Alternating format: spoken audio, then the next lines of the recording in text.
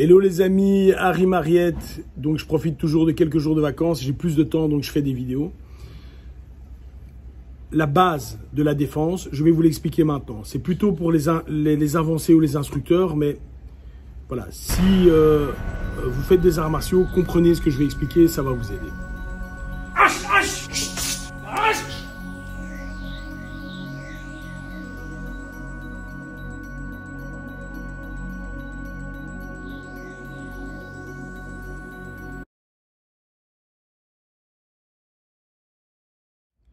Voilà les amis, il y a 3 situations, je pense l'avoir déjà dit dans des capsules, mais je le répète, c'est pas grave.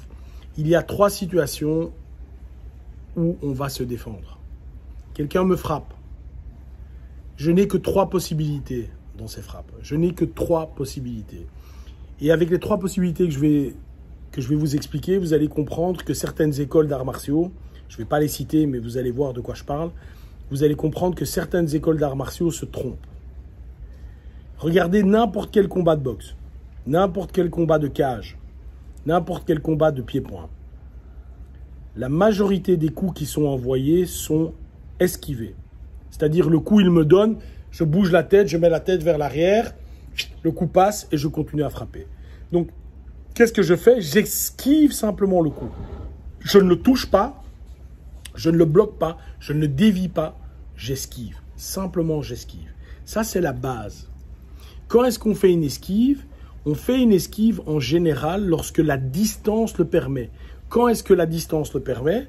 Quand, en début de combat ou en début d'altercation, je vais dire ça comme ça, moi, j'ai su mettre entre mon opposant et moi-même une distance de minimum 1 bras et demi, donc vous traduisez par 1,5 mètre.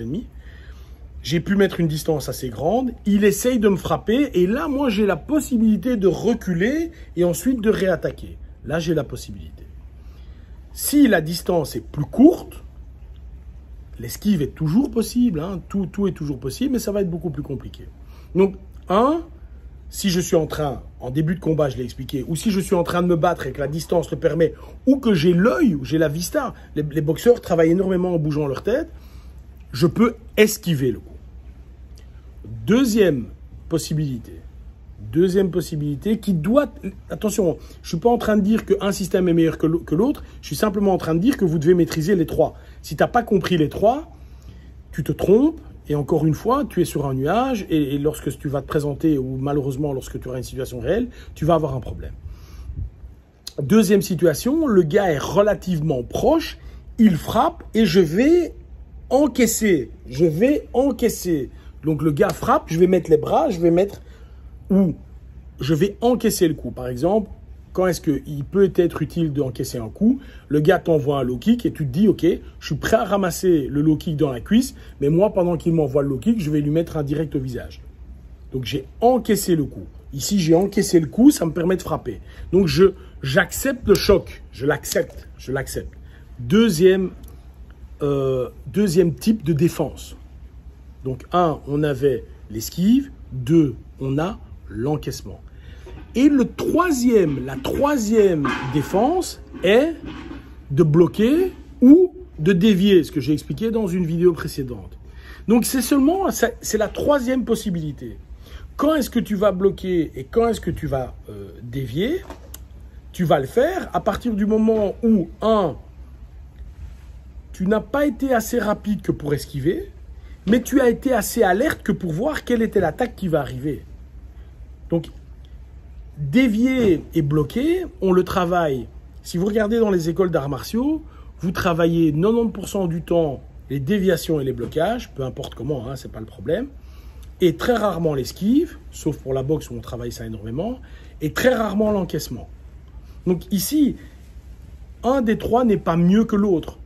La situation va vous imposer de faire un des 3. Si le gars est fort proche et que tu essayes de faire un blocage parfait comme on te l'a appris au Krav Maga, etc., mais le gars est à 30 cm, il va te faire une feinte de crochet et monter en uppercut. Toi, tu auras ton bras ici, il va t'envoyer le menton jusqu'à la lune et ce sera terminé. Donc, il faudra absolument qu'avec ton entraîneur, vous travailliez les 3 situations. Et il n'y en a pas une, je répète, qui est meilleure que l'autre, c'est que simplement, à chaque situation, vous allez avoir une défense qui est opportune. Ok? Donc je rappelle, et je termine là-dessus, l'esquive, l'encaissement, et enfin la défense, le blocage ou la déviation. C'est la base de la self-défense. Bye bye.